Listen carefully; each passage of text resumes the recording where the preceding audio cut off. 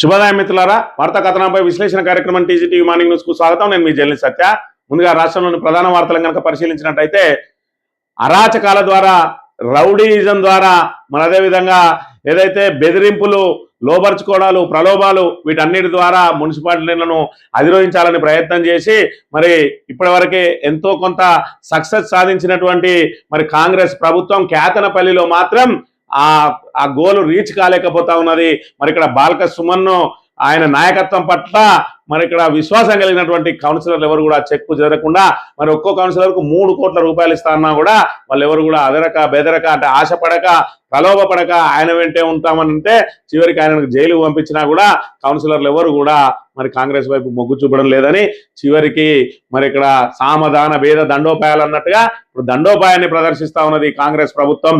ఏదైతే అక్కడ కౌన్సిలర్కు సంబంధించి మరి ఆయన ఇల్లు సింగరేణి జాగాలో ఉన్నదని చెప్పి సింగరేణి అధికారులు వచ్చి మరి వాళ్ళ వస్తువులన్నీ చెల్లా చెదరు చేసి వాళ్ళకి వేసుకున్నటువంటి ఫెన్సింగ్ ను తొలగించి మరి ఇక్కడ మీరు ఏదైతే కాంగ్రెస్ కు సపోర్ట్ చేయకపోతే మీ ఇల్లు కూడా కూల్చేస్తామన్న చందంగా బెదిరింపులకు పాల్పడడం ఇక్కడ అది ఏదైతే ప్రజలందరినీ దిగ్భ్రాంతి గురి చేస్తా ఉన్నది. ఇంత అరాచకం ఉంటుందా అని చెప్పి మరి ఇక్కడ ఏదైతే మరి అది కూడా సౌమ్యుడిగా ఉండేటువంటి వివేకే ఇంత చెలరేగిపోతా ఉంటే రాబోయే రోజులలో ఇంకెంత అరాచకాలు సాగుతాయని చెప్పి మరి భయభ్రాంతులకు గురవుతున్న పరిస్థితి కూడా మనం చూడవచ్చు. మరోవైపు మూసి ఒడ్డున ఏదైతే గాంధీ సరోవర్ పేరిట వాళ్ళ అపార్ట్మెంట్లు, వాళ్ళ బిల్డింగ్లు, వాళ్ళ ఇళ్ళు అన్ని కూడా మరి అక్కడి నుంచి కూల్చేసి తరలిస్తామని చెప్పి ఏదైతే చెప్తున్నారో పెద్ద ఎత్తున మరి వాళ్ళ దగ్గర నుంచి ఏదైతే వ్యతిరేకత వ్యక్తం అవుతా ఉన్నది.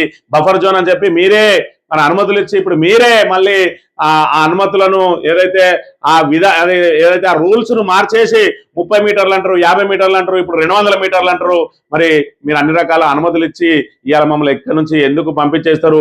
ఆ బఫర్ జోన్ అనేది మా ఇళ్లకు వర్తిస్తే రేపటి రోజున మీరు కట్టే ఆకాశ ఆర్మేలకు మాత్రం ఈ బఫర్ జోన్ అడ్డకు రాదా అని చెప్పి సామాన్యులు ప్రశ్నిస్తున్న మరి విషయాన్ని మనం ఇక్కడ ప్రధానంగా గమనించాలి. మరోవైపు చూసుకున్నట్టయితే ఏదైతే ఇప్పటికే మరి మింగ మెతుకులేదు మీసాలకు సంపెంగ నూనె అని రేవంత్ రెడ్డి ఇప్పటికే రైతు భరోసా ఇవ్వంటే డబ్బులు లేవంటాడు.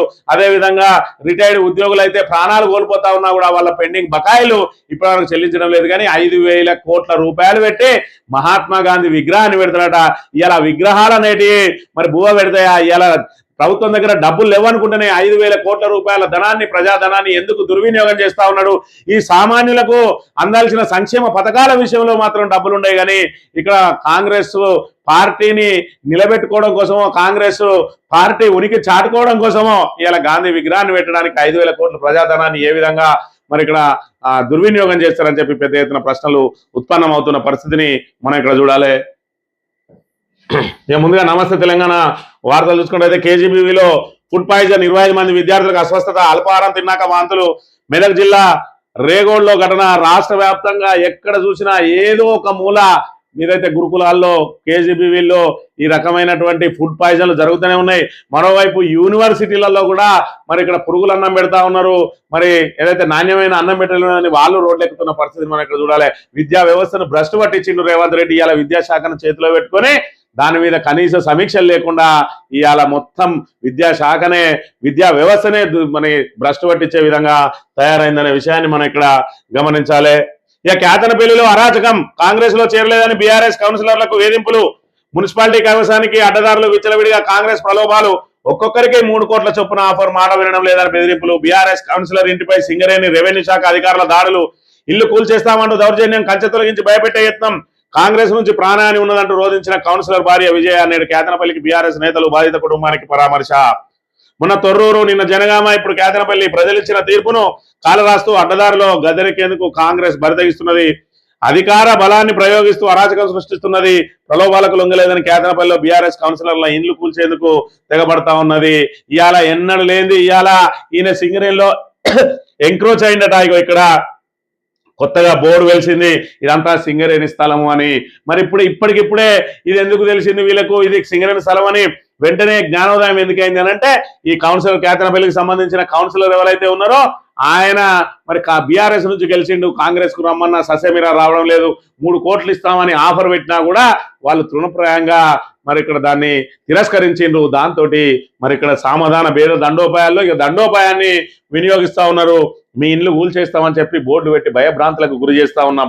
పరిస్థితి ఇంత అరాచకం సాగుతా ఉన్నది. అలా ఒక మున్సిపాలిటీని స్వాధీనం చేసుకోవడం కోసం వందలాది పోలీసులతోటి కవాతు నిర్వహించి మరి ఇక్కడ కౌన్సిలర్లను వాళ్ళ కుటుంబాలను భయభ్రాంతులకు గురి చేసి బీఆర్ఎస్ నాయకులను కార్యకర్తలను చివరికి మరి ఇక్కడ మాజీ విప్ అయినటువంటి బాలక సుమన్, మాజీ ఎంపీ మాజీ విప్ అయినటువంటి బాలక సుమన్ మీద అక్రమంగా కేసు పెట్టి ఇలా జైలుకు తరలించి ఏ విధంగానైనా కేతనపల్లిని కైవసం చేసుకోవాలని చూస్తే ఇలా బీఆర్ఎస్ సిపిఐ కౌన్సిలర్లు చెక్కు చెదరకుండా మీరు ఏం చేసినా మేము కాంగ్రెస్ కు మద్దతు ఇచ్చేదే లేదు అని చెప్పి మరి వాళ్ళు స్ట్రైట్ గా నిలబడి ఉన్న పరిస్థితిని ఇవాళ మనం ఇక్కడ చూడాలి. అంటే కాంగ్రెస్ అరాచకాలను తట్టుకొని నిలబడతా ఉన్నారు. ఈ కాంగ్రెస్ అరాచకాలను ఇప్పటికైనా తెలంగాణ ప్రజానీకం గమనించాలి. ఈ రకమైన మరి దౌర్జన్యాలు ఎంతవరకు సబబు, ఇలా ప్రజాస్వామ్యం ఏ విధంగా కూని చేయబడతా ఉన్నదో కూడా ప్రజలు గమనించాల్సిన అవసరం ఉన్నది. Rahul versus Revanth India AI summit పై కాంగ్రెస్ అగ్రనేత తీవ్ర విమర్శలు. సదస్సులో మోడీకి వ్యతిరేకంగా యూత్ కాంగ్రెస్ నిరసన. అదే వేదిక మీద నుంచి కేంద్ర ప్రభుత్వంపై రేవంత్ ప్రశంసలు. సొంత పార్టీని ప్రతిసారి ఇరకాటంలో నెడుతున్న సీఎం. మరి ఇక్కడ చూసుకున్నట్లయితే రాహుల్ గాంధీ ఏమో మోడీ విధానాలను, మోడీ చేస్తున్నటువంటి ఏవైతే కార్యక్రమాలు ఏవైతే ఉన్నాయో వాటిని తీవ్రంగా విమర్శిస్తా ఉంటే ఇలా ఇండియా ఏఐ సమ్మిట్ మీద మరి ఆల్రెడీ రాహుల్ గాంధీ దాని మీద తీవ్ర నిరసన వ్యక్తం చేస్తా ఉన్నాడు. ఏదైతే యూత్ కాంగ్రెస్ నాయకులు అయితే అదే సదస్సులోనే మోడీకి వ్యతిరేకంగా మరి నిరసనలు వ్యక్తం చేస్తూ ఉంటాయి. అదే వేదిక మీద నుంచి ఇవాళ బీజేపీ ప్రభుత్వాన్ని, మోడీని ప్రశంసల వాళ్ళ మీద ప్రశంసలు జల్లు కురిపిస్తా ఉన్నాడు రేవంత్ రెడ్డి. ఎన్నటికున్నా ఆయన సీటు కనుక పక్కకు జరిపేస్తే వెంటనే బీజేపీలో దురికేస్తాడు. తెలుగుదేశం, బీజేపీ, జనసేన కూటమిని తెలంగాణలో ఏర్పాటు చేస్తారని ఇప్పటికే మరి ఇక్కడ వాళ్ళందరూ కూడా అధిష్టానానికి నివేదికలు ఇస్తా ఉన్నారు. వాళ్ళ సీనియర్ కాంగ్రెస్ మంత్రులు. అయినప్పటికీ కూడా ఏం చేయలేని పరిస్థితిలో ఉన్నది. ఇలా కాంగ్రెస్ అధిష్టానం పుసుక్కన రేవంత్ రెడ్డిని కదిలిస్తే ప్రభుత్వమే కూలిపోతుంది.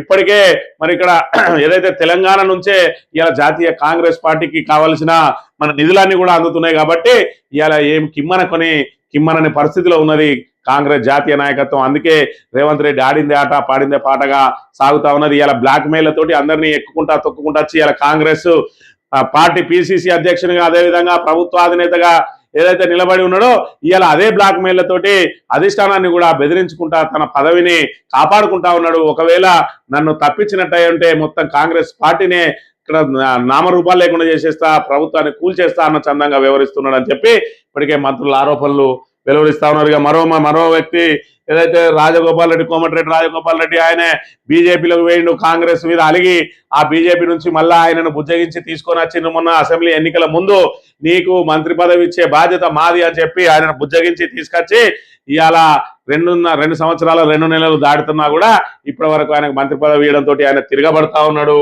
ఇలా అవినీతి తప్ప హామీలు అమలు చేసినామా? స్థానిక ఫలితాల్లో సాధించింది బీఆర్ఎస్ కన్నా తక్కువే. గతంలో ఏసీఎం వద్ద 2 ఏళ్ల పాటు ఎన్ని శాఖలు లేవు. అవమానకరంగా అధిష్టాన తీరు. రాజగోపాల్ రెడ్డి అధిష్టానం నన్ను అవమానపరుస్తా ఉన్నది. మరి ఇక్కడ నాకు మంత్రి పదవి ఇస్తా అన్నారు. అదేవిధంగా ఎంపీ ఎన్నికల సందర్భంగా భువనగిరి ఎంపీని గెలిపి అప్పుడు కూడా నీకు మంత్రి పదవి ఇస్తా అని చెప్పి ఆశ చూపిరు. ఇప్పుడు నన్ను అవమానపరుస్తా ఉన్నదని చెప్పి ఏకంగా ఏఐసిసి నేతలనే టార్గెట్ చేసి మాట్లాడుతున్న పరిస్థితి. మరోవైపు ముఖ్యమంత్రి ఇక్కడ అవినీతి తప్ప మీరు హామీలు ఎక్కడ అమలు చేసిరు? 6 గ్యారెంటీలు అమలైనాయా? 420 హామీలు అమలైనాయా? ఇవాళ 40% ఓట్లు వచ్చే మరి ఇక్కడ సంఖ్యలు గుర్తుకుంటా ఉన్నారు. బీఆర్ఎస్ కి అప్పుడు 90% పైగా ఓట్లు వచ్చినాయి అని చెప్పి మరి ఇక్కడ చెప్తున్న పరిస్థితిని బట్టి ఆయన ఇక దేనికైనా తెగించడానికి సిద్ధంగా ఉన్నాడనే విషయం ఇక్కడ అర్థమైపోతా ఉన్నది. ఇక బఫర్ టెర్రర్. కాంగ్రెస్ సర్కార్ చేతిలో సామాన్యుడు సఫర్. ఇష్టానుసారంగా బఫర్ జోన్ల నిర్ధారణ ఒక్కో చోట ఒక్కోలా జీవో. 168కి విరుద్ధంగా ప్రభుత్వ తీరు. మూసీ ప్రాజెక్టులో తాజాగా 30 నుంచి 50 మీటర్లకు పెంపు. ఎల్ఆర్ఎస్ లో ఏకంగా 200 మీటర్లకు పెంపు బఫర్ జోన్ గా ఖరారు. ప్రభుత్వ నిర్ణయంతో మూసీ పరివాహకంలో భూకంపమే. జంట జలాశయాల చుట్టూ ఇదే నిబంధన వర్తిస్తుందా? అలాగైతే మంత్రులు బడాబాబుల ఇళ్లను కూల్స్తారా అంటే కూల్చరు, ఎట్టి పరిస్థితుల్లో కూల్చరు. వాళ్ళకు కాంగ్రెస్ టార్గెట్ మిడిల్ క్లాసు లేదంటే లోయర్ మిడిల్ క్లాసు అంతే తప్ప వాళ్ళ వివేక్ ఇంటున్నా మరి అదేవిధంగా కొత్తగా చేరిన మరి ఎమ్మెల్సీ ఇల్లున్నా మరి అదేవిధంగా పొంగులేరు శ్రీనివాసరెడ్డి ఇల్లున్నా వీటిని కూడా కూల్చరు. కేవలం పేద మధ్యతరగతి వాళ్ళ ఇళ్లను మాత్రమే కూల్చేస్తారు. ప్రభుత్వం గీత గీస్తే లక్ష్మణ రేఖలా ఉండాలి. పాలసీ అంటే బెంచ్ మార్కులా నిలవాలి. నిన్న ఒప్పైనది నేడు తప్పవుతుంది. నేడు తప్పంటే కంచె చేరుమేసినట్లే. బఫర్ జోన్ల నిర్ధారణలో రేవంత్ సర్కార్ అనుసరిస్తున్న తీరు సామాన్యులను సమిధులను చేస్తున్నది. మూసీని ముందు పెట్టి ఇల్లు కూలగొట్టే యావలో ఉన్న ప్రభుత్వం బఫర్ జోన్లపై భయానక వాతావరణాన్ని సృష్టిస్తున్నది. గంటకో జీవో, రోజుకో నిబంధన, పూటకో పాలసీ. రేవంత్ సర్కారు తీరు ఇది. మరి ఈ విధంగా 30 మీటర్లు అన్నారు, 50 మీటర్లు చేసిరు. ఇప్పుడు ఏదైతే ఎల్ఆర్ఎస్ కు పోతే దాన్ని 200 మీటర్లు చేసిండ్రు. మరి పోనీ ఇవాళ మూసీ పరివాహక ప్రాంతంలో ఉన్న వాళ్ళన్నింటినీ కూడా ఇల్లు కూల్చేస్తారు మీరు. ఎందుకంటే బఫర్ జోన్ మీ ఇళ్లకు రేపటి రోజున ప్రాబ్లం ఏర్పడుతుంది అని చెప్పి ఆ బఫర్ జోన్ ఇళ్లను కూల్చేస్తే రేపటి రోజున అక్కడ ఒక్క నిర్మాణం కూడా చేపట్టకుండా దాన్ని అలాగే వదిలేస్తారా అంటే కాదు. అక్కడ ప్రైవేటు సంస్థలకు లీజుకి ఇచ్చి 99 ఏళ్ల లీజుకి ఇచ్చి అక్కడ ఆకాశ ఆర్మ్యాలు, అమ్యూజ్మెంట్ పార్కులు, 5 స్టార్ హోటళ్లు, మరి ఇక్కడ అనేక రకాలైనటువంటి కట్టడాలు మాత్రం వెలిస్తాయి. దానికి బఫర్ జోన్ అడ్డం రాదు. పేదలు నిర్మించుకున్న ఇండ్లు, పేదలు అంత మంచి మూసి సరోవరాన్ని మేము శుద్ధి చేస్తా ఉన్నాం. బ్రహ్మాండమైన ఏదైతే బ్రహ్మాండమైనటువంటి నీరు వెళ్తా ఉంటుంది, గోదావరి నీరును అందులోకి మళ్లించి స్వచ్ఛమైన నీటిని అందులో పారింపజేస్తాం. కాబట్టి ఆ స్వచ్ఛమైన నీటికి ఆ నది ఒడ్డున మీరుండద్దు, అది అక్కడ ఆకాశ ఆర్మ్యాలు ఉండాలి, 5 స్టార్ హోటళ్ళు ఉండాలి. కానీ ఈ పేద మధ్యతరగతి వాళ్ళు ఆ నది ఒడ్డున అంత స్వచ్ఛమైన వాతావరణంలో మీరు ఎట్లుంటారు? మూసి అంటే మురికి కాలువ కాబట్టి ఆ రోజు ఉన్నారు. ఇలా మూసిని మేము బ్రహ్మాండంగా తీర్చిదిద్దుతున్నాం కాబట్టి మీరు ఉండద్దు అన్న చందంగా వ్యవహరిస్తా ఉన్నది ఇలా కాంగ్రెస్ ప్రభుత్వం అనే విషయాన్ని మనం ఇక్కడ గమనించాలి. ఇక యాప్పై రోడ్డెక్కిన రైతన్న యూరియా అవస్థలపై అన్నదాతల ఆగ్రహం. యూరియా కష్టాలు తీర్చలేవు, యాపని తీసుకుని వచ్చారు. షాపులలో ఉండాల్సిన యూరియా ఇవాళ యాపులలో ఉన్నది. అంటే మరి ఇక్కడ ఏ విధంగా ఈ ప్రభుత్వ పనితీరు ఏ విధంగా ఉన్నది, వీళ్ళ పాలన వైఫల్యం ఏ విధంగా ఉన్నది, కనీసం యూరియా సమకూర్చలేని ఈ దద్దమ్మ ప్రభుత్వం ఇంకా మరి రైతు రాజ్యం అని చెప్పుకుంటా ఉన్నది. ఇప్పటికే డిసెంబర్లో ఇవ్వాల్సినటువంటి రైతు భరోసా ఇప్పటి వరకు ఇవ్వలేదు. ఎప్పుడు ఇస్తారా అని అంటే ఇగో ఇక్కడ చూడాలి. ఏదైతే ప్రాదేశిక పోరుకు బ్రేక్ పడ్డదట, ఒకవేళ బ్రేక్ పడకుంటే 23వ తేదీన కనుక మరి ఇక్కడ ఆల్రెడీ మంత్రివర్గ సమావేశం పెట్టుకున్నారు. ఆ రోజున కనుక మేము పరిషత్ ఎన్నికలకు సిద్ధంగా ఉన్నాము అని అంటే 24వ తేదీన ఏమో మరి డబ్బులు టకా టకా టకా టింగ్ టింగ్ అని రైతు భరోసా పడుతుంది. ఎందుకంటే పల్లె పోరులో మరి ఇక్కడ ఈ పరిషత్ పోరులో ఖచ్చితంగా రైతులే అత్యధికంగా ఉంటారు. రైతులదే నిర్ణయాత్మకమైన శక్తి. ఇప్పటికే రైతులు తీవ్ర ఆగ్రహంగా ఉన్నారు. ఇప్పటికే చెప్తా ఉన్నారట మరి ఎవరైతే మంత్రులు, ఇప్పుడు అద్దు మనం పరిషత్ ఎన్నికలకు పోతే మనం పుట్టి మునుగుతుంది. ఇప్పటికే బీఆర్ఎస్ మన మీద తీవ్రంగా పోరాటం చేసింది. మరి పట్టణాల్లోనే బీఆర్ఎస్ తన ఆధిక్యతను చూపించిందంటే పల్లె పోరుకు పోయి ఉంటే ఖచ్చితంగా బీఆర్ఎస్ ఆధిపత్యాన్ని మనమే మరి నిరూపించినట్టు అవుతుంది అని చెప్పి పల్లె పోరుకు బ్రేక్ వేసేందుకు ప్రయత్నం చేస్తా ఉన్నారు. జూన్ దాకా లేదట. ఎందుకంటే మరి ఈ యాప్ కష్టాలు, ఈ యూరియా కష్టాలు అయిపోయి వాళ్లకు మెల్లగా వానకాలానికి సంబంధించిన రైతు భరోసా ముందుగా వేసి అప్పుడు పోదాం మనం ఎన్నికలకు అని చెప్పి ప్రయత్నం చేస్తా ఉన్నారు. అంటే ఈ రబీకి సంబంధించింది కథం, దానికి మంగళం పాడినట్టే. ఇప్పటికే 2 విడుదల ఎగ్గొట్టిను. ఈసారి మళ్ళీ 9,000 కోట్లను ఎగ్గొట్టడానికి మరి ప్రయత్నాలు చేస్తా ఉన్నారు. ఇప్పటికిప్పుడు మనం రైతు భరోసా వేసి ఎన్నికలకు పోయినా కూడా ఆ రైతాంగం అంతా మన వైపు మరలే అవకాశం లేదు అని చెప్పి వాళ్ళు తర్జన భర్జన పడతా ఉన్నారట. 23వ తేదీన పరిషత్ ఎన్నికలకు పోరా అనేది మనకు తేలిపోతుంది. యూరియా ఇస్తారా సావమంటారా? ఒక్క బస్తా దొరకబట్టుకోవాలంటే కళ్ళల్లో నెత్తురు కారుతున్నది. చదువు రాదు, ఓటీపీ తెలియదు, ఫోన్లో బుక్ చేసుడు తెలుస్తలేదు. యూరియా యాప్ తిప్పులపై అన్నదాత తీవ్ర ఆవేదన. మరి ఈ రకంగా రైతులను ఇక నట్టేట ముంచుతా ఉన్నారు. ఇక సింగరేణిలో కోల్మాల్ 4,000 కోట్లు ఏమైనాయి? సింగరేణి అంకెల గారెడిపై అనుమానాలు ఎన్నో. భవిష్యత్తు ప్రణాళికల పేరిట భారీగా నిధులు పక్కన పెట్టడంపై కార్మిక వర్గాల్లో చర్చ. ప్రభుత్వం మెప్పు కోసమే చేశారంటూ ఫైర్. గొప్పల కోసమే అప్పులని విమర్శల వెల్లువ. బగ్గుమంటున్న సింగరేణి కార్మిక సంఘాలు పోరుబాటుకు సిద్ధమవుతామని స్పష్టీకరణ. తప్పు కప్పిపుచ్చుకునే పనిలో ఉన్నతాధికారి కోల్డ్ బెల్ట్ లో నమస్తే తెలంగాణ కథనం కలకలం అని చెప్పి మరి ఇక్కడ 32 లక్షల టన్నులు అదనంగా ఉత్పత్తి లేకున్నా కూడా ఉత్పత్తి అయినట్టు చూపించిండ్రు. మరి దానికి సంబంధించిన 4,000 కోట్ల రూపాయలు ఏ విధంగా లెక్కలలో చూపిస్తావు? మరి అలా చూసుకున్నట్టయితే మళ్ళీ ఏం చేస్తా ఉన్నారు?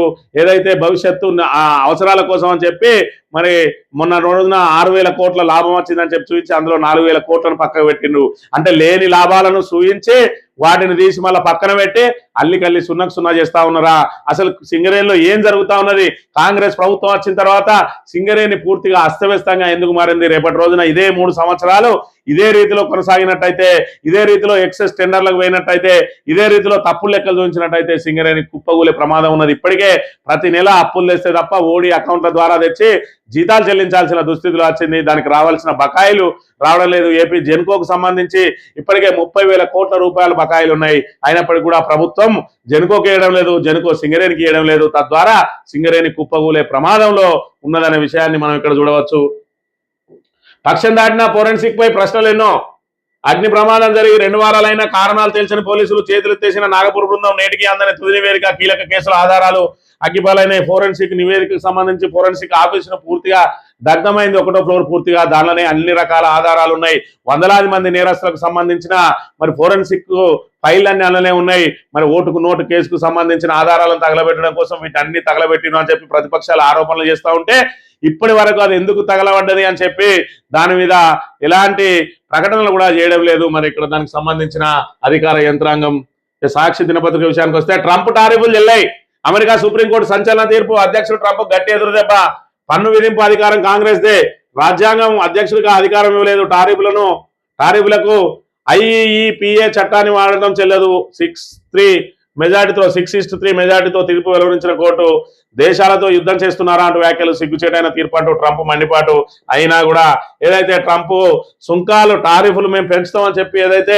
దేశాల మీద యుద్ధం చేస్తా ఉన్నాడో టారిఫ్ల యుద్ధం దానికి అక్కడ ఏదైతే సుప్రీంకోర్టు అక్కడ ఉన్నటువంటి సుప్రీంకోర్టులో ఎదురు దెబ్బ తగిలింది మరి నువ్వేమైనా దేశాలతో యుద్ధాలు చేస్తున్నావా అని చెప్పి మరి ఇక్కడ వాళ్లకు ఏదైతే మందలించింది కోర్టు అయినా కూడా ట్రంప్ వెనక్కి తగ్గేదే లేదని చెప్పి ఇప్పటికి కూడా మళ్ళీ ఇక్కడ తగ్గేదే లేని ప్రపంచ దేశాల మీద 10% టారిఫ్లు అంటూ మరి ఇక్కడ సుప్రీంకోర్టు తీర్పే సిగ్గుచేటంటూ నిప్పులు జరుగుతూ ఉన్నాడు అంటే కోర్టు తీర్పునే మరి ఇక్కడ తప్పు పడుతున్న పరిస్థితి నేనే ఏదైతే మన రేవంత్ అన్న మాట్లాడినట్టు నేనే రాజు నేనే మంత్రిని అన్నట్టు ఆయన ఈ విశ్వానికి నేనే రాజును నేనే చెప్తే అదే చట్టం ఏం చేస్తే అదే న్యాయం అన్నట్టుగా వ్యవహరిస్తా ఉన్నాడు రాబోయే రోజులలో ఈయన అభిశంసన ఎదుర్కొన్నా కూడా మరి ఇక్కడ దానిలో అతిశయోక్తి లేదనే విషయాన్ని మనం ఇక్కడ గమనించాలి ఏంటంటే అమెరికా అగ్రరాజ్యంగా ఉన్నది కాబట్టి ఏదైతే మనం ప్రపంచ దేశాల ముందు తలంచుకోవద్దని చెప్పి ఇప్పుడు ఏదైతే అధికారం చేపట్టినటువంటి అధ్యక్షునికి కొంతవరకు సంయమనంగా పాటిస్తా ఉన్నాయి కోర్టులైనా అక్కడ ఉన్నటువంటి మరి ఇక్కడ మిలిటరీ అయినా లేదంటే బంగ్లాదేశ్ లాగా మరి అక్కడ ప్రజలందరూ కనుక తిరగబడ్డట్టయితే ట్రంప్ పరిస్థితి కూడా అదే విధంగా తయారు కాబోతుంది ఈ విధంగా తుగ్లక్ పరిపాలన ఇక్కడ చూసుకున్నట్టయితే తెలంగాణలో ఏ విధంగా అయితే తుగ్లక్ పరిపాలన జరుగుతా ఉన్నదో మరి అమెరికాలో కూడా అదే రీతిలో తుగ్లక్ పరిపాలన సాగుతా ఉన్న పరిస్థితిని మనం ఇక్కడ చూడవచ్చు ఇక ఫామ్ హౌస్లకు అనుమతి రాష్ట్రంలో త్వరలో ప్రత్యేక ఫామ్ హౌస్ పాలసీ విధి విధానాలపై కసరత్తు చేస్తున్న ప్రభుత్వం కనిష్టంగా 1200 చదరపు గజాలు ఉంటేనే అనుమతి అందులో 20% స్థలంలో G+1 నిర్మాణానికి పర్మిషన్ మిగిలిన స్థలంలో వ్యవసాయం తోటల పెంపకానికి ఓకే పారిశ్రామిక వ్యవసాయ సహా ఏ జోన్నైనా కట్టుకోవడానికి అవకాశం అని చెప్పి ఎలాగూ ఫామ్ హౌస్లలో మరి ఇక్కడ అగ్రికల్చర్ లో అక్కడ ఇల్లు కట్టుకుంటున్నారు కాబట్టి దానికే ఒక సెపరేట్ పాలసీని తీసుకొస్తాం ఏ విధంగా ఆదాయాన్ని పెంచుకోవాలని చెప్పి నానా తంటాలు అయితే పడతా ఉన్నది కాంగ్రెస్ ప్రభుత్వం అనే విషయాన్ని మనం ఇక్కడ గమనించాలి ఈ లొంగుబాటలో మావోయిస్ట్ చీఫ్ దేవుజీ తెలంగాణ పెద్దలతో టచ్ లోకి వెళ్ళినట్టు సమాచారం మావోయిస్టు ప్రభావిత ప్రాంతంలో తీవ్ర నిర్బంధం అని చెప్పి మార్చి 31వ తేదీకి సంబంధించి మరి ఇక్కడ డెడ్ లైన్ విధించింది కేంద్రం దాంతో మరి ఇక్కడ ఎట్టి పరిస్థితులైనా అందరం కూడా లొంగుబాటే మరి దీనికి సరైన మార్గం అని చెప్పి ఇక్కడ తిప్పిరి తిరుపతి సుప్రీం కమాండర్ గా నేను ఏదైతే నియమించిండ్రో ఆ తిరుపతి సుప్రీం కమాండర్ మిగతా వాళ్ళందరితో కూడా ఆలోచన చేసి మార్చి 31 లోపు ఖచ్చితంగా తుడిచిపెడతామంటున్నారు కాబట్టి ఇవాళ మనం గెరిల్లా యుద్ధం చేసే మరి ఇక్కడ పరిస్థితులు ఇప్పుడు అనువుగా లేవు ఇక గెరిల్లా యుద్ధాన్ని మానేసుకొని మనం ప్రజాస్వామ్య యుద్ధంగానే మన ఏదైతే ఆలోచనలను మన విధానాలను అట్లా ప్రజాస్వామ్యయుతంగా దాన్ని అమలు చేయాలని చెప్పి మరి అందరం కూడా లొంగిపోవాలని చెప్పి దాన్ని కూడా తెలంగాణ కేంద్రంగా లొంగిపోవాలని చెప్పి ప్రయత్నాలు సాగుతా ఉన్నాయని చెప్తున్న పరిస్థితి చూడవచ్చు ఆంధ్రజ్యోతి విషయానికి వస్తే ట్రంప్ సుంకాలు చెల్లవు అబ్బో వీనికి బాగానే లాభం అవుతున్నది ఆంధ్రజ్యోతికి మరి ఇదేమన్నా అమెరికాలో మరి ఏమన్నా కొత్త బిజినెస్లు ఏమైనా చేస్తాడో లేదంటే చంద్రబాబు నాయుడు పొత్తులో ఉన్నాడు కానీ మరి ఇక్కడ ఆ పేజ్ కంటే పెద్దగేసిండు ట్రంప్ సుంకాలు చెల్లవు అని ఇక్కడ ఉన్న ప్రజల సమస్యలకు సంబంధించి మాత్రం అరిసే వెలుపు కూడా ఫ్రంట్ పేజీలో వేయడు కానీ దీనిలో మాత్రం పెద్ద వార్తలే రాస్తా ఉన్నాడు ఇక తెలంగాణలో ఏఐ స్టార్ట్అప్ విలేజ్ అట హైదరాబాద్ లో ఏఐ వార్ రూమ్ ఏర్పాటు చేసేందుకు సిద్ధం భారత్ ఏఐ పవర్ హౌస్ గా మారాలి కేంద్రంలో ఏఐకి మంత్రిత్వ శాఖ ఉండాలి మానవ పరిణామ క్రమంలో ఏఐ శక్తివంతమైన మలుపు అంటున్నాడు సీఎం రేవంత్ మరి నీ రాహుల్ గాంధీ ఎందుకు వ్యతిరేకిస్తా ఉన్నాడు నీ యూత్ కాంగ్రెస్ ఎందుకు వ్యతిరేకిస్తా ఉన్నది మరి ముఖ్యమంత్రిగా కాంగ్రెస్ లో నీ విధానం ఓ తీరు ఉంటుంది మీ జాతీయ స్థాయి విధానం ఓ విధంగా ఉంటుంది ఆయనేమో రాజ్యాంగాన్ని రక్షించండి అని మరి సంవిధానికో బచావో అని రాజ్యాంగం ముక్కులు చేతులు పట్టుకొని ప్రజాస్వామ్యాన్ని కాపాడాలనంటే నువ్వేమో ఇక్కడ మొన్నటి మున్సిపాలిటీ ఎన్నికలలో ప్రజాస్వామ్యాన్ని పూర్తిగా కూని చేసుకుంటా ఉంటావు అసలు రాహుల్ గాంధీని నమ్ముడా నిన్ను నమ్ముడా రాహుల్ కాంగ్రెస్ వేరే నీ కాంగ్రెస్ వేరేనా జనం తికమకం అవుతున్న పరిస్థితిని కూడా మనం ఇక్కడ చూడాలి డిసిసి అధ్యక్షులకు శిక్షణ నేటి నుంచేనట. అనంతగిరిలో మార్చి 2 వరకు తరగతులు. తెలంగాణ ఏపీ నుంచి 77 మందికి శిబిరం అట. నేడు హాజరుగానున్న ముఖ్యమంత్రి రేవంత్, మంత్రులు. తెలంగాణ ఏపీ నుంచి 77 మందికి శిబిరం. ఏపీ వాళ్ళకు కూడా శిక్షణ ఇక్కడనే ఇస్తారట. ఎందుకంటే మరి నిధులు మాత్రం మన దగ్గరనే ఉన్నాయి. పాపం ఏపీలో కాంగ్రెస్ కు నిధులు ఎక్కడున్నాయి? ఇవాళ మొత్తం కాంగ్రెస్ పార్టీని సాగాలంటే ఇవాళ తెలంగాణ వాళ్ళకు ఆదాయ వనరుగా మారింది. మరి తెలంగాణలో మీరు ఎన్నన్నా దోసుకొని ఏమన్నా చేయరి, కానీ కాంగ్రెస్ పార్టీ, జాతీయ కాంగ్రెస్ పార్టీకి మాత్రం మీరు ఇచ్చేది ఇయ్యరి. మీరు ఏం ఖర్చు కావాలంటే ఆ ఖర్చు పెట్టుని. ఇవాళ డిసిసి అధ్యక్షులకు శిక్షణ తరగతులు పెట్టురు, ఆ ఖర్చులన్నీ మీరే భరించురు. ఎందుకంటే ఏపీలో మన ప్రభుత్వం లేదు, వచ్చే అవకాశం లేదు కాబట్టి అక్కడ కాంగ్రెస్ కూడా బతికించాలంటే అక్కడ ఖర్చులు కూడా మీరే భరించురు అని చెప్తున్న పరిస్థితి. ఇక తెల్లనివన్నీ పాలు కావు. ప్రతి 3 షాంపూలలో ఒకదానిలో కలిపి detergent, urea, caustic soda mix. 2025లో దేశవ్యాప్తంగా నిర్వహించిన నాణ్యత పరీక్షల్లో ప్రతి 100 నమూనాల్లో 38 విఫలమట. ఇది ఎంత అన్యాయం! పాలల్లో మరి విషపూరితమైనటువంటి వీటిని కలిపి ఇవాళ పాల పేరుతో అమ్ముతా ఉన్నారు. సునీతా విలియమ్స్ రోదసి యాత్ర ప్రాణాంతక వైఫల్యమే. అంగీకరించిన నాసా నివేదికల విడుదల అత్యంత తీవ్రమైన ప్రమాదం. టైప్ ఏగా వర్గీకరణ. కల్పన చావ్లా ప్రమాద ఘటన కూడా ఇటువంటిదే. స్టార్ లైనర్ లో ఆరంభంలోనే ప్రాపల్షన్ సమస్యలు. సునీతా విలియమ్స్ మొన్నటి రోజున రోదసి యాత్ర చేసి అలా అక్కడే చిక్కుకుపోయి మరి ఇక్కడ ఏదైతే ప్రాణాలతోటి బయటపడ్డది. అంతకుముందు కల్పన చావ్లా ఇదే విధంగా మరి ప్రాణాలు వదిలింది. మరి ఇక్కడ ఇది ప్రాణాంతక వైఫల్యమే అని చెప్పి మన నాసా అంగీకరించిందట. ఇక బెంగాల్ సర్వీధుల్లో న్యాయాధికారులు. సర్వోన్నత న్యాయస్థానం అసాధారణ నిర్ణయం. అభ్యంతరాలపై వారే నిర్ణయం తీసుకుంటారు. ప్రస్తుత అధికారులతో పాటు మాజీ అదనపు జిల్లా జడ్జిలు, జిల్లా జడ్జిలను నియమించాలని ఆదేశం. న్యాయాధికారుల నియామకంపై నేడు సిఎస్, డీజీపీ తదితరులతో భేటీ నిర్వహించండి. కలకత్తా హైకోర్టు, సీజేకు సుప్రీంకోర్టు ఆదేశం అని చెప్పి బెంగాల్లో మరి ఇక్కడ అంటే ఏదైతే ఆ ఓటర్ల సవరణ ఏదైతే జరుగుతా ఉన్నదో ఇక్కడ మరి వాళ్ళు ఎన్నికల సంఘం ఆధ్వర్యంలో నిర్వహిస్తున్న దీంట్లో అనేక మందిని అర్హులను కూడా తొలగిస్తా ఉన్నారని చెప్పి బెంగాల్ ముఖ్యమంత్రి మమతా బెనర్జీ ఏదైతే స్వయంగా ఆమె సుప్రీంకోర్టులో వాదనలు వినిపించిందో మరి ఇక్కడ న్యాయాధికారులను కూడా అందులో పెట్టుకోండి. ఈ న్యాయ సమీక్ష వాళ్ళ ద్వారానే జరగాలి. ఏమైనా అభ్యంతరాలు ఉంటే వాళ్ళకి నివేదిస్తారు. మీరు దానికి సందేహాలను మరి ఇక్కడ ఖచ్చితంగా వాళ్ళకు నివృత్తి చేయాలని చెప్తున్న పరిస్థితిని మనం ఇక్కడ గమనించాలి. భూభారతికి సీడాక్ రక్షణ. కేంద్ర ప్రభుత్వ సంస్థకు కోడ్ ఆడిటింగ్ బాధ్యత. చలానాల కుంభకోణంలో అప్రమత్తం. డేటా రక్షణకు ప్రత్యేక విభాగం ఏర్పాటు యోచన. పలు ప్రభుత్వ విభాగాల్లో పాత సాఫ్ట్వేర్తోనే పనులు, వాటిల్లోనూ ఆడిటింగ్ చేయాలంటున్న అధికారులట. భూభారతికి ఇప్పుడు మేల్కొన్నది. దానికి సంబంధించిన అన్ని మరి పక్కదారి పట్టి చలాన్లన్నీ మునుగుతా ఉంటే దాని అంతా కూడా ధర మీదకి దొబ్బే ప్రయత్నం చేసి చివరికి భూభారతిని కాపాడుకోవడానికి సీడాట్ అనే మళ్ళా ఆ సంస్థను వాడుకుంటా ఉన్నారట. ట్రంప్ సుంకాలు చెల్లవు. కృత్రిమ మేధపై వార్ రూమ్ ఏర్పాటు చేయాలంటాడు. మరి రాహుల్ గాంధీ ద్వారా మరి దానికి ఆ కృత్రిమ మేధకు సంబంధించి ఏదైతే ఆ మోడీ చేస్తున్న విధానాలు సరైనవే అని చెప్పి ఒక స్టేట్మెంట్ ఇప్పాల్సిన బాధ్యత కూడా రేవంత్ రెడ్డి విన్నే ఉంటుంది. ఎందుకంటే హైదరాబాద్ లో వార్ రూమ్ పెట్టుకుంటాను కాబట్టి. మరో అవినీతి కేసులో శివబాలకృష్ణ లేఅవుట్ మారుస్తూ జీవో జారీ చేయడంపై ఫిర్యాదు. ఎంఏయుడి అనుమతి లభించడంతో ఏసీబీ దర్యాప్తు ఆరంభమట. హెచ్ఎండిఏ పూర్వ డైరెక్టర్ శివబాలకృష్ణపై అవినీతి నిరోధక శాఖ మరోసారి కేసు నమోదు చేసింది. ఇప్పటికే గతంలో కూడా మరి నమోదై ఉన్నది కేసు ఆయన మీద. ఇక పగలు ట్రాక్టర్లు, రాత్రి టిప్పర్లు. విజిలెన్స్ తనిఖీలో ఇసుక అక్రమ రవాణా దంద బహిర్గతం. 245 టన్నుల ఇసుక స్వాధీనం. 19 మంది అరెస్టు. ఇది చిన్న శాంపిల్ మాత్రమే. రాష్ట్ర వ్యాప్తంగా మరి మానేరు పరివాహక ప్రాంతంలో, గోదావరి పరివాహక ప్రాంతంలో ఇసుక విచ్చలవిడిగా మరి ఇక్కడ అన్యాక్రాంతం అవుతూనే ఉన్నది. మరి ఒకటే ఏదైతే వేబిల్ మీద 10ల సంఖ్యలో లారీలు పోతున్న పరిస్థితి. మొత్తం గోదావరిని దోచుక తింటారు కాంగ్రెస్ వాళ్ళు. ఎక్కడ దొరికితే అక్కడ ఇసుక, మట్టి, ఖనిజాలు ఏవి కావాలంటే అవి గుట్టలనే మాయం చేస్తున్న పరిస్థితిని మనం ఇక్కడ ప్రధానంగా గమనించాలి. అందిన కాడికి దండుకు అన్నదే కాంగ్రెస్ సూత్రం. మరి అదే విధంగా ఓట్లకు నోట్లు వంచు, ఓట్లు కొల్లగొట్టు. ఒకవేళ నోట్లు వంచినా మద్యం ఏరులై పారినా కూడా నీకు ఓట్లు రాలేదా, భయభ్రాంతులకు గురి చేయి. గెలిచిన వాళ్ళను మన నీకు లాగేసేయి. అవసరమైతే వాళ్ళ ఇండ్లు కూల్స్తా అని చెప్పి బెదిరింపులు చేయి. రాకపోతే ముందు పైసలు ఆఫర్ చేయి, తర్వాత ఇల్లు కూలగొట్టడానికి బుల్డోజర్లను పంపిస్తారని బెదిరింపులకు గురి చేయాలన్న చందంగా ఉన్నది ఇలా కాంగ్రెస్ ప్రభుత్వ పరిపాలన. ప్రజాపాలన పేరుతోటి అధికారంలోకి వచ్చి ఇలా బుల్డోజర్ పాలన మరి సాగిస్తున్నటువంటి కాంగ్రెస్ కు నూకలు జల్లే రోజు వచ్చింది.